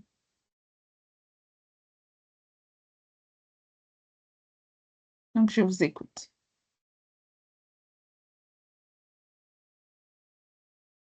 Oui, allez-y.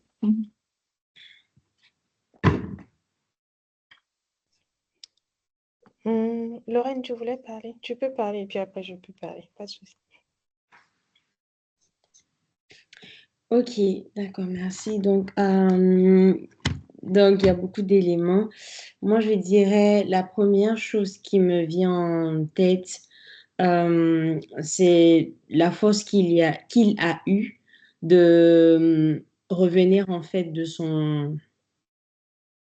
reniement qu'il a eu. Donc, comme vous avez dit, il y a eu l'histoire où il a promis qu'il n'allait jamais trahir, il n'allait jamais abandonner Jésus. Et voilà, il s'est retrouvé à renier Jésus et tout. Mais de cet incident qui est arrivé, il ne s'est pas laissé aller. Il n'a pas abandonné, mais il a trouvé le moyen de garder sa foi et de retrouver vraiment sa foi en Jésus.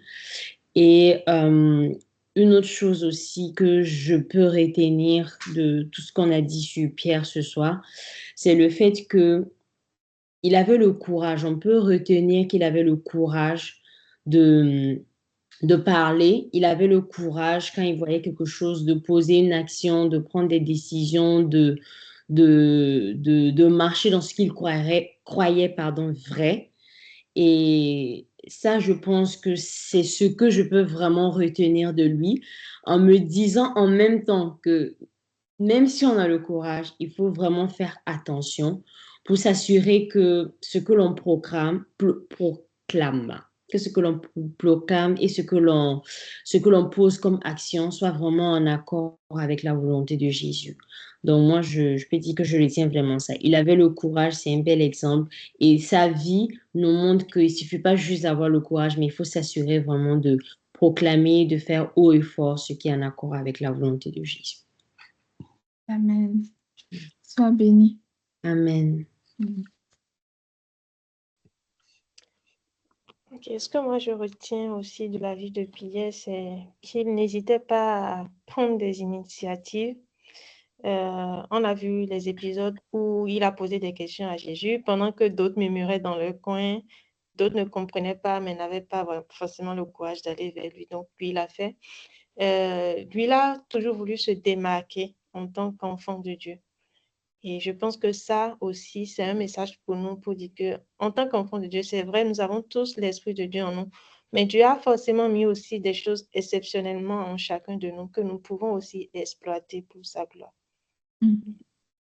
Amen. Sois béni. Une autre personne encore? Qu'est-ce que vous retenez de la vie de Pierre?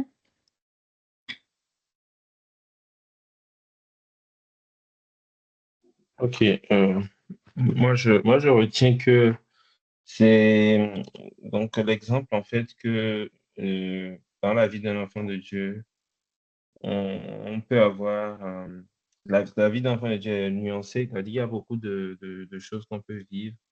Il y a des victoires qu'on peut avoir, donc il y a aussi des défis aussi à relever.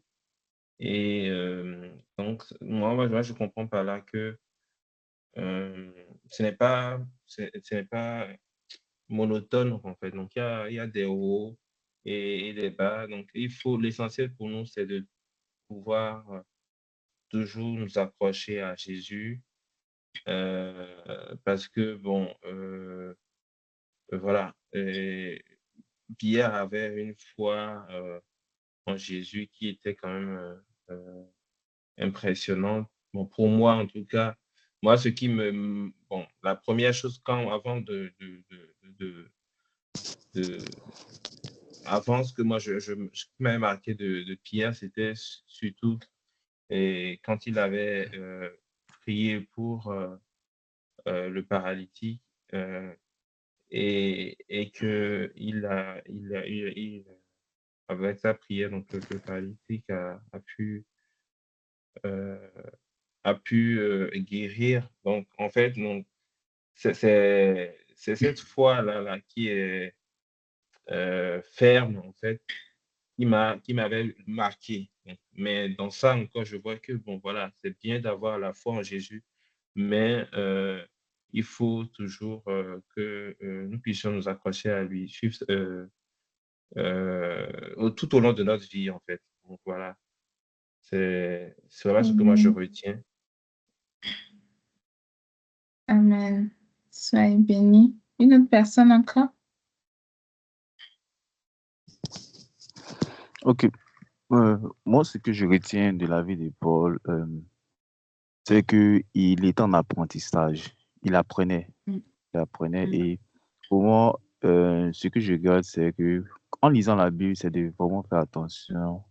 Parce que pour Pierre ici, il était en deux trucs, en fait. Comme il avait la connaissance du baptême des gens, euh, les doctrines avant Jésus, et puis aussi il avait ce que Jésus l'avait enseigné. Donc, c'était comme un mélange, en fait. Donc, c'est vraiment faire attention quand je lis peut-être Actes des apôtres après la mort de Jésus, les histoires de Pierre, quoi. Voilà, c'est un peu ça. Amen. Sois béni. D'autres éléments à ajouter, d'autres personnes? Ouais, je pourrais continuer un peu comme dans la même direction de faire attention quand quand on lit, parce que quand on regarde Pierre, mais ce qui m'éclaire dans les yeux, c'est qu'on n'a pas besoin de 1000 personnes pour infecter la volonté de Dieu sur la terre. On n'a pas besoin de plusieurs. Il faut juste que ce soit une personne ou une action et puis c'est fini, quoi. Donc, c'est vraiment être assez attentif et sérieux. Donc, comme vous avez constaté, je ne vais pas beaucoup parler, sinon on va parler en langue sur vous. Oui, c'est pour finir ici. Ouais. Mm. Donc, c'est ça. Donc, on doit vraiment faire attention et on n'a pas besoin de beaucoup. Si on est conscient qu'on n'a pas besoin de beaucoup pour infecter, c'est important d'être sérieux, d'être attentif. Mm. Amen, absolument. Sois béni. Une autre personne encore? Ou peut-être les mêmes personnes, mais qui veulent rajouter d'autres éléments?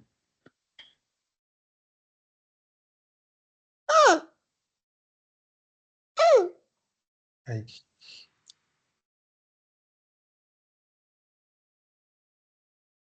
OK. Donc, il y a plusieurs éléments. Je ne vais pas forcément vous donner, vous, des leçons, parce que si je reviens à ce passage qu'on est en train ou ce verset qu'on est en train de lire, le verset est très clair, il nous dit qu'on doit se souvenir de ceux qui nous ont annoncé la parole. Chacun de nous doit considérer l'issue de leur vie, ok? Et à l'issue de ça, on peut voir quels sont les éléments de foi que chacun de nous peut imiter. Mais je vais attirer votre attention sur des éléments qui sont quand même importants dans la vie de Pierre. Plusieurs de ces éléments sont déjà ressortis, des points qui ont été partagés par les uns et les autres tantôt. C'est sûr que Pierre a eu une vie, un peu comme d'autres personnes. Ok. Pierre, comparativement à d'autres disciples de Jésus, aujourd'hui, il y a quand même des choses qui sont restées, n'est-ce pas? Donc, on a déjà des lettres, il y a des lettres que Pierre a écrites, il y a des vies qu'il a témoigné de Jésus, donc ça a touché les vies de plusieurs personnes, ça a transformé la vie de plusieurs personnes. Il a eu le courage, même s'il n'était pas seul, il était avec d'autres personnes, de prier pour de nombreux malades. Lui-même, tout seul aussi, il l'a fait, de sorte que la Bible précise qu'à un moment donné, même son nom guérissait les malades, et ainsi de suite. Euh, Ça, c'est, on va dire, le côté positif. En fait, entre guillemets, quand je dis positif, c'est le côté flamboyant. C'est plutôt flamboyant, je dois utiliser. C'est le côté flamboyant de la vie de Pierre qui fait que tout le monde aime, à quelque part, Pierre. Tout le monde voit que Pierre était, entre guillemets, arrivé. Ok, il avait déjà réussi sa vie d'enfant de Dieu. Parce que, entre guillemets, beaucoup de gens ont l'impression qu'on ne peut pas vivre ces choses-là. Et puis, en même temps, à côté, avoir un point sur lequel le Seigneur est en train de nous corriger, un point sur lequel le Seigneur est en train de nous enseigner. Mais il faut retenir particulièrement dans le cas de Pierre, et moi, s'il y a une leçon que moi je dois tirer de son histoire, c'est vraiment ça, c'est que en tant que personne, j'ai une responsabilité. Surtout quand lui particulièrement, il a eu on va dire, il a été le premier, il a pris des initiatives, il a fait des choses. Mais les initiatives qu'il a prises, certaines des initiatives qu'il a prises ont ouvert des portes et ont créé des soucis. Des soucis dans le message, de sorte qu'aujourd'hui, une bonne partie des gens croient encore que si on n'est pas baptisé, on ne peut même pas donner sa vie à Jésus, on ne peut même pas aller au paradis. On est convaincu que sans le baptême dans l'eau, notre salut est incomplet. Et ça, c'est venu simplement parce que Pierre, dès le départ, a introduit ça dans le message. Et pour nous, c'est donc de faire attention aussi. Les actions que nous posons, les choses que nous faisons vont avoir aussi des conséquences, pas juste sur nous, mais sur les personnes que nous allons côtoyer. Pierre est mort, hein, ça fait longtemps qu'il est parti, il n'est plus sur la terre. Mais nous, nous sommes encore là sur la terre. Et voici que aujourd'hui encore, nous subissons les effets de ce que lui, il a vécu sur la terre, les conséquences de ce que lui, il a expérimenté sur la terre. Et ça nous donne le message ici. Attendez, je vais bloquer certains. Voilà. Ça nous donne le message aujourd'hui, donc nous devons faire attention à ce que nous faisons. Nous devons être vigilants face à ce que nous faisons, au message que nous communiquons, parce que ce que nous disons va avoir une conséquence. Ce que nous faisons va avoir une conséquence. Et ce que nous voulons, c'est que la conséquence soit positive. Ce que nous voulons, c'est que la conséquence, ça soit, on va dire, quelque chose qui va travailler, qui va aider les personnes que nous côtoyons à mieux connaître Jésus, à mieux vivre leur relation avec Jésus. Mais on ne veut pas par nos actions, parce qu'il y a des éléments que nous-mêmes, nous n'avons pas encore compris, parce qu'il y a des éléments que, voilà, on a peut-être avec légèreté ou avec banalisation, on a introduit sans le vouloir dans le message, mais ça va avoir des conséquences. C'est sûr que ça ne va pas empêcher l'œuvre de Dieu de se faire. Ça ne va pas empêcher l'Esprit de Dieu de faire ses miracles. Ça ne va pas empêcher l'Esprit de Dieu de toucher les vies. Mais ça va introduire des éléments qui vont ralentir certaines personnes et empêcher certaines personnes de bien comprendre ce que le Seigneur Jésus aurait voulu leur communiquer. Et donc aujourd'hui, nous avons le privilège d'avoir compris cela et nous avons le privilège d'avoir saisi cela. Donc c'est important pour nous de jouer notre part. Comme Pierre a fait sa part dans la mesure où il le pouvait, nous avons aujourd'hui une connaissance nouvelle, nous avons aujourd'hui une intelligence nouvelle. Nous avons aujourd'hui le privilège de la vie de Pierre. Au moment où Pierre vivait, il ne pouvait pas regarder la vie d'un autre Pierre et puis tirer des enseignements. Nous avons aujourd'hui le privilège de pouvoir regarder sa vie, de tirer des enseignements de sa vie, de voir les conséquences de tout ce que ses actions ou ses non-actions ont causé. On peut tirer des leçons de ça et on peut vraiment faire mieux aujourd'hui. Pierre n'avait pas eu cet exemple. Donc, lui, il a dû se gérer dans le présent et il a vécu dans le présent du mieux certainement qu'il pouvait. Mais nous pouvons faire mieux parce que nous avons cet héritage, nous avons déjà cette expérience qui est accessible pour nous, de laquelle nous pouvons tirer des enseignements, de laquelle nous pouvons tirer des leçons qui vont pouvoir nous impacter positivement, qui vont nous permettre aujourd'hui d'être, on va dire, le reflet de ce que Jésus voudrait que nous soyons. Et donc, retenez donc, et ça c'est le point, Roland l'a précisé tout à l'heure, quand vous lisez le Nouveau Testament, ne voyez pas que parce que c'était Pierre, c'est bien. Parce que Pierre a dit ça, c'est excellent. C'est même Dieu qui était en train de parler. Il va falloir faire la différence entre ce que Pierre a dit en tant que Pierre et ce que l'Esprit de Dieu était en train de faire à travers Pierre. Ce n'est pas les mêmes choses. Donc, pour nous aujourd'hui, ce qui compte, c'est le Saint-Esprit qui guide nos vies, c'est le Saint-Esprit qui œuvre à travers nous, c'est le Saint-Esprit qui se révèle aussi à nous, à l'intérieur de nous. Par le Saint-Esprit, on vit beaucoup de choses. C'est important de garder cela à l'esprit que nous devons suivre Dieu, nous ne devons pas suivre les hommes. Même si cet homme s'appelle Pierre, ok, nous devons faire attention à ne pas nous accrocher à lui comme s'il était Dieu sur la terre. Parce que ceux qui se sont accrochés à lui, c'est ceux qui ont considéré que le baptême d'eau, c'était le baptême qu'il fallait que tout mettre de l'avant. Alors qu'il n'en était rien. Ça n'a jamais été le message de Jésus. OK. Donc, on va prier tout à l'heure par rapport à ça. Mais peut-être avant de prier, est-ce que vous avez des questions?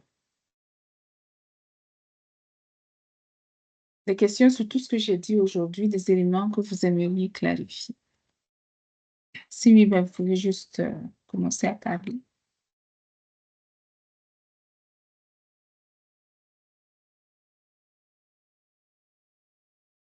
OK, on dirait qu'il n'y a pas de message particulier, de questions particulières, c'est bon. OK. Donc, s'il n'y a pas de questions, juste pour conclure, en fait, pour dire ici, Pierre, ça c'est un passage, en fait, d'une question qu'il avait posée à Jésus. Il disait à Jésus, voici, nous avons tout quitté, nous t'avons suivi. Qu'est-ce qui va se passer pour nous qui avons tout abandonné pour te suivre? Et Jésus qui va lui répondre, en vérité, je vous le dis, quand le Fils de l'homme, au renouvellement de toutes choses, sera assis sur son trône de gloire, vous de même qui m'avez suivi, vous serez assis sur 12 trônes et vous jugerez les 12 tribus d'Israël. Et quiconque aura quitté à cause de mon nom, maison, frères, sœurs, père, mère, femme ou enfant ou terre, recevra beaucoup plus et héritera la vie éternelle.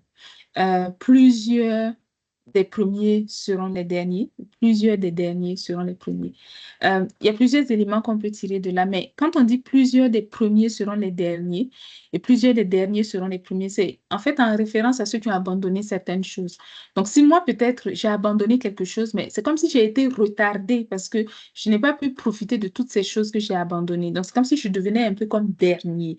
Et Jésus est en train de dire, en fait, ceux qui ont l'impression qu'ils sont derniers parce qu'ils ont perdu des choses en chemin, en réalité, ils vont être les premiers.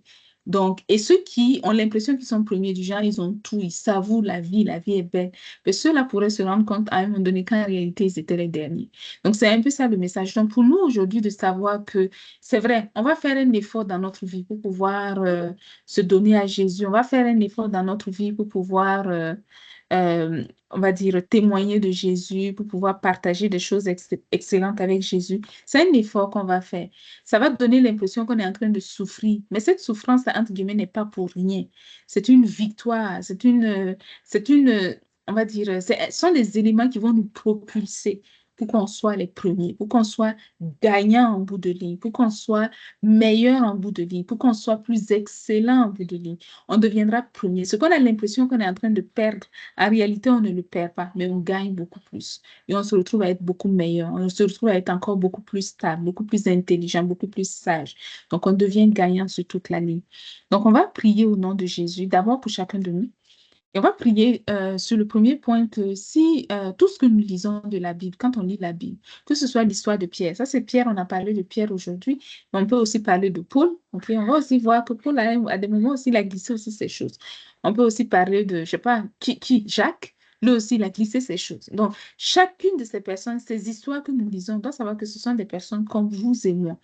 Et celui qu'on doit absolument suivre. On ne doit pas faire d'un homme un messager de Dieu sur la terre, mais celui qui est le messager, le réel messager de Dieu sur la terre, c'est le Saint-Esprit qui habite en chacun de nous et dont la mission est de nous conduire dans toute la vérité. Donc, on va prier que chacun de nous, on soit toujours guidé par le Saint-Esprit et jamais par les individus, jamais par les personnes, même celles qui sont perçues ou vues comme puissantes aux yeux de Dieu selon les autres. Prions au nom de Jésus. Père, je bénis ton nom pour nos vies, je bénis ton nom pour tout ce que tu as accompli. Merci pour tous tes bienfaits manifestés dans nos vies. Merci pour l'expérience que nous avons lue aujourd'hui, qui est celle de la vie de Pierre. Nous savons que Pierre a vécu des choses extraordinaires. Il a vécu des choses que même aujourd'hui, certaines familles n'ont jamais vécues. Donc, on trouve que c'est tellement exceptionnel ce qu'il a vécu. Mais on doit retenir que malgré toutes ces choses-là, Pierre n'était pas l'Esprit de Dieu en nous. Et celui qu'on doit écouter par-dessus tout, c'est le Saint-Esprit. Et c'est le Saint-Esprit qui compte, c'est le Saint-Esprit qui est le seul, qui est l'élément où, on va dire, la personne qui a été mandatée par Dieu réellement pour nous conduire dans toute la vérité. Et on va prier au nom de Jésus que l'on puisse remettre en question toutes les choses qui ont besoin d'être remises en question, qu'on puisse s'accrocher seulement à la vérité qui nous est transmise par le Saint-Esprit et qu'on puisse simplement, on va dire, en toutes circonstances, compter sur le Saint-Esprit pour cheminer dans toutes les voies que le Seigneur veut nous voir emprunter au nom de Jésus.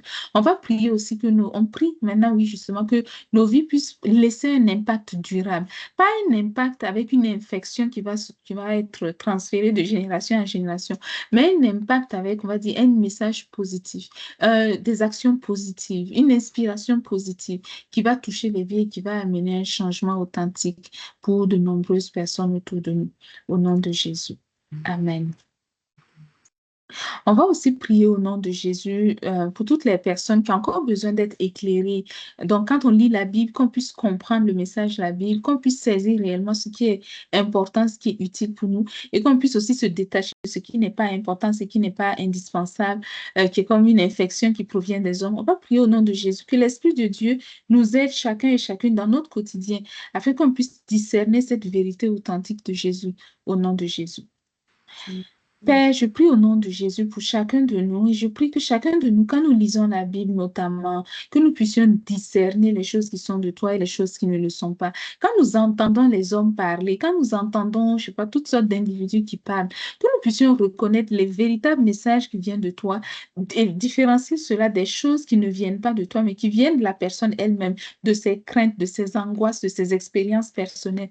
Que nous puissions faire cette différence-là et ne pas écouter les messages des hommes, ne pas écouter les peurs des hommes, ne pas écouter les craintes et les actions des hommes, mais écouter réellement le message de Jésus et suivre la direction que le Saint-Esprit nous montre afin de porter un fruit excellent qui glorifie le Père. Au nom de Jésus. Amen. OK. Donc, peut-être pour conclure, juste un rappel, en fait, pour nos prochaines rencontres. La prochaine rencontre que nous allons avoir en octobre, ça sera le club de lecture. Le club de lecture se tiendra donc le 5 octobre. Juste un instant, je vais laisser quelqu'un entrer. Le club de lecture, on l'aura le 5 octobre. Et puis, le 2 novembre, on aura la prochaine rencontre des membres. On va encore une fois partager un sujet qui est d'intérêt pour tous les membres. Soyez bénis. Est-ce que vous avez des questions que vous aimeriez poser? Encore une fois, des questions, ça peut être sur ce qu'on a vu aujourd'hui, ça peut être sur d'autres éléments, sur Jeunesse Foundation. Est-ce que vous avez des questions à poser? Moi, j'ai une question Oui. par rapport à la scène de Anania et Saphira. Mhm. Où c'était Pierre qui avait fait certaines déclarations et puis les deux sont tombés et puis sont morts. Mhm. Moi, ma question, c'est, bon, je sais que c'était pas forcément nécessaire, mais pourquoi Dieu a permis que, voilà, quelque chose comme ça arrive en ce moment-là? Mhm. Mais en fait, cette question-là, ça revient en fait à dire à quelque part, pourquoi est-ce que Dieu fait ça et pas ça à certains moments de l'histoire? C'est je donne un exemple. Ça peut être que peut-être tu as prié pour quelqu'un, ok, une fois, ça a marché, tu as prié, peut-être la personne a été guérie. Une autre fois, tu as prié, ça n'a pas été guéri. Tu dis, mais pourquoi est-ce que Dieu a guéri cette fois, il n'a pas guéri cette fois? Euh, c'est clair que Dieu a toujours ses plans qu'il suit, ok? Et tous ces plans, il n'est pas obligé de nous les communiquer. Il n'est pas obligé de nous expliquer à la seconde près ou à la ligne près pourquoi est-ce qu'il a jugé important que ça se passe à tel instant et pourquoi est-ce qu'il voit que ce n'est pas important que cette chose se produise à tel autre instant. C'est sûr que c'est une question qu'on va garder longtemps. Pourquoi est-ce que Dieu fait ça et pas ça? Mais tu peux aussi te poser aussi la question par moment, il y a des moments où tu as envie de faire ça, il y a des moments où tu n'as pas envie de faire certaines choses. Donc, c'est pas forcément tout le temps que tu fais tout le temps. Je donne un exemple, tu te lèves le matin, certains jours tu as envie de mettre une jupe, mais il y a un jour tu te dis, ah, aujourd'hui j'ai envie de mettre un pantalon. On va pas te dire, mais pourquoi est-ce qu'aujourd'hui tu ne mets pas une jupe comme les autres jours? À quelque part, il a cette liberté de pouvoir faire les choses comme il veut. Il a aussi la liberté de pouvoir décider de ce qui est bon, ce qui est bien, parce qu'il a cette sagesse et ce jugement qu'il peut mettre en application. Donc, mais retenez que Ananias et Saphira, c'est un événement qui se produisait. Et d'ailleurs, à l'époque même encore, comme tu me disais, c'est comme si tu me demandais encore aujourd'hui, pourquoi est-ce que l'ombre de Pierre guérissait les malades et moi, mon ombre à moi n'a pas encore guéri de malade. Moi, mon ombre n'a pas encore guéri de malade à ma connaissance. Pourquoi est-ce que l'ombre de Pierre guérissait les malades et moi, mon ombre à moi ne guérit pas de malade? C'est des circonstances différentes, c'est des décors différents, c'est des raisons différentes. Euh, attends, je vais vous présenter le passage. Euh, ok, sorry, oui, je l'ai montré. Je ne sais pas si vous voyez mon écran toujours. Euh, sorry, je voulais l'histoire de... Oui, ici, celui-là, voilà. Ok, donc ici, en fait, l'idée, c'était pas vraiment que c'est... La deuxième personne, oui, mais la première personne, quand vous regardez l'histoire, Pierre n'a pas dit, tu mourras forcément à cause de ceci, cela. Regardez l'histoire, mais tu peux la lire d'ailleurs, Anita. Tu peux lire Actes chapitre 5, versets 3 à 5, là, d'abord pour commencer. Pierre lui dit, Ananias, pourquoi Satan a-t-il rempli ton cœur au point de mentir à l'Esprit Saint et de retenir une partie du prix du champ? Lorsque tu l'avais, ne demeurait-il pas à toi? Et après la vente, le prix n'était-il pas à ta disposition? Comment as-tu mis en Anani... Comment Ah, as-tu ok. mis... Non, sorry, il y a peut-être un souci là. J'ai peut-être mal. Attends, juste un instant, je vais reprendre le verset. Acte 5. Je vais le prendre un petit instant. Acte. Oui. Nouveau Testament, Acte, chapitre 5. Ok, donc je vais prendre. Il y a un bout qui a été. Donc, on a dit 3 à 5. Ouais. Je vais reprendre. Je vais copier le bon passage. Juste un instant, je vais le copier et puis on va le mettre. On peut même aller plus loin. Je vais prendre jusqu'au verset 11. Comme ça, on aura le tout. 11. Ok. Donc, je viens ici. Je vais faire CTRL-D ici. Voilà. Donc, on va avoir le passage au complet. Juste un petit instant. Je vais nettoyer un petit peu. En supprimant, c'est tellement que j'ai coupé un bout, là.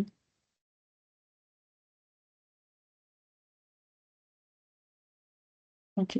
Bon, c'est bon.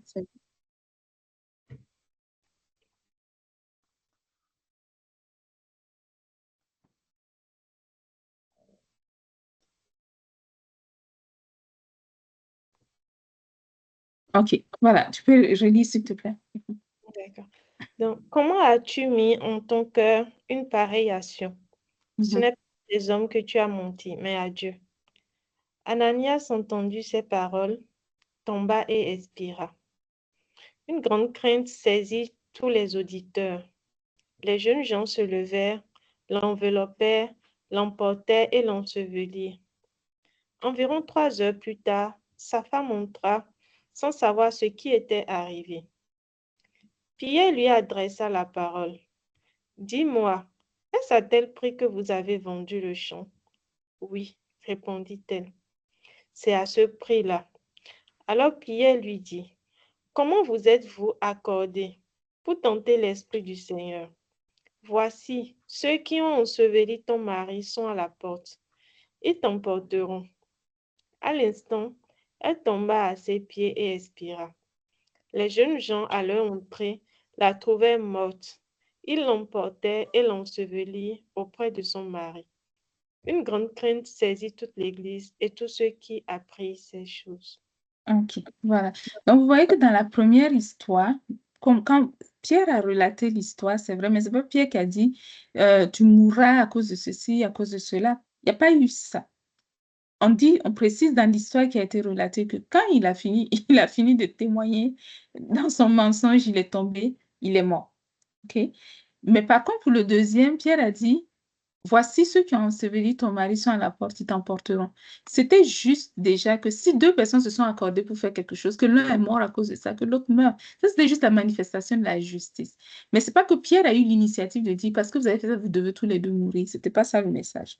Donc, il faut savoir qu'à ce moment de l'histoire où les choses se passaient, c'était le début de quelque chose. Et il fallait que, à quelque part, Dieu devait marquer, Dieu devait démontrer effectivement qu'il était présent. Il devait démontrer qu'il y avait des choses qui étaient importantes de faire. Il devait démontrer beaucoup de choses.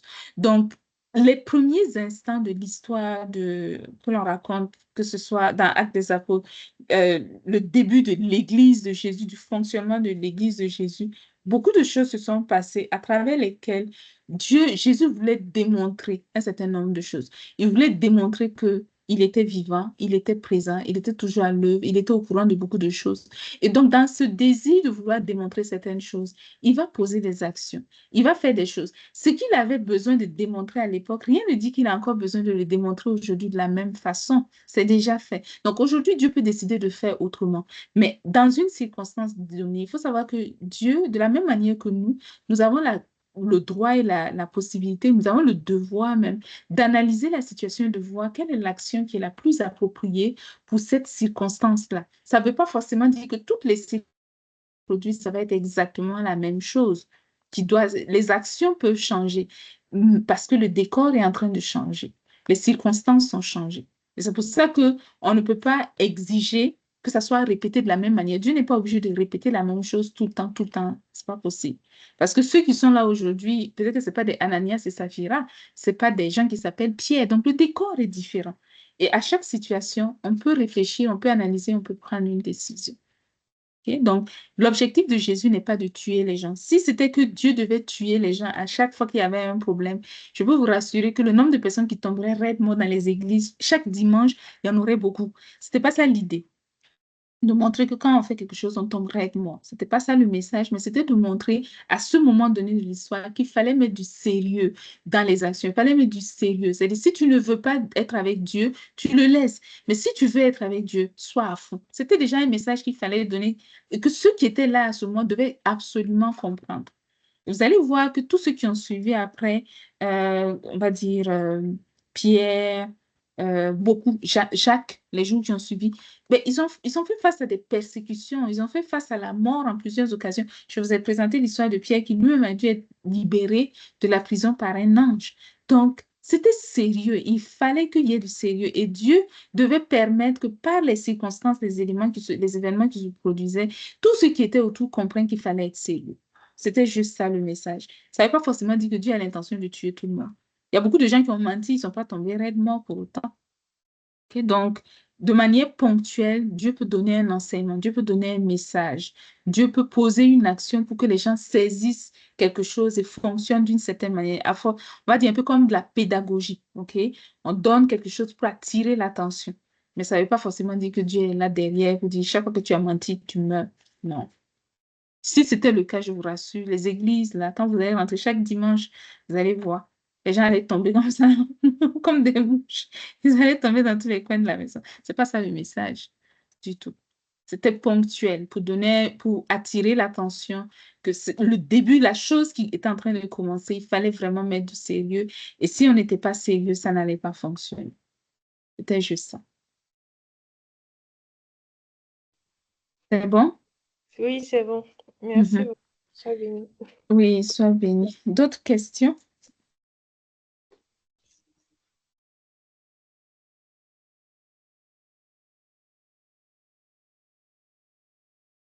OK. Il semble qu'il n'y a pas d'autres questions. C'est bon alors. Donc, s'il n'y a pas d'autres questions, on va pouvoir terminer ici. Soyez bénis. On va juste dire merci à Jésus pour le temps qu'on a pu passer ensemble. On va recommander la vie de chacun, de chacune à la grâce de Jésus. On va prier que chacun et chacune demeure connecté au Saint-Esprit, continue de vivre des expériences avec le Saint-Esprit, de se développer aussi dans la grâce, la sagesse de Jésus. Prions au nom de Jésus. Père, merci pour nos vies, merci pour la vie de toutes les personnes qui étaient présentes aujourd'hui, toutes les personnes qui se sont connectées, toutes les personnes qui n'ont pas pu se connecter. Merci pour la vie de nos frères, de nos sœurs. Merci pour les expériences qui sont relatées dans la Bible, ok? Certaines qui nous surprennent de voir comment est-ce que tu agis en certaines situations. Mais d'autres aussi qui nous montrent que tu es à l'œuvre toujours, toujours dans nos vies, que tu veilles sur nous et que tu es sensible à tout ce qui se passe, tu es sensible et attentif à tout ce qui se produit. Merci pour ton œuvre excellente dans nos vies. Je prie que ta faveur, ta gloire soient manifestées. Merci pour ta fidélité en toutes circonstances. Continue de garder tes enfants, de veiller sur chacun d'eux. Que tout ce que tu as préparé pour nous, que ce soit véritablement notre portion, que nous puissions vivre chacun de nous tous les jours de notre vie, des expériences extraordinaires qui glorifient ton nom. Au nom de Jésus. Amen. Soyez bénis. Amen. Prenez bien soin de vous aussi. Et on se dit, par la grâce de Jésus, on se retrouvera le 5 octobre pour le club de lecture. Amen. Donc, portez-vous bien. Et Merci. puis, on se dit à très bientôt, par la grâce de Jésus. À bientôt. Amen. Mm. Bye. Amen. Bye.